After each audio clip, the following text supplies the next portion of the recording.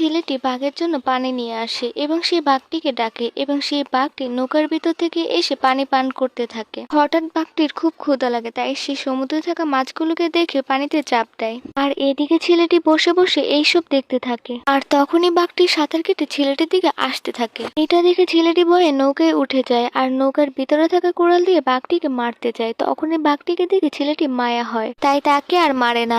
এরপর ছেলেটি তার বানানো নৌকাটিকে পানিতে ফেলে দেয় এবং সাথে একটি সিঁড়ি ফেলে দেয়, যাতে সিঁড়ি পেয়ে বাঘটি নৌকাতে উঠতে পারে। তারপর ছেলেটি পানিতে একটি বড় মাছ দেখতে পায় এবং তার হাতে থাকা কুড়াল দিয়ে মাছটিকে মারতে থাকে। হঠাৎ ছেলেটি মাছটির কষ্ট দেখে তার খুব খারাপ লাগে।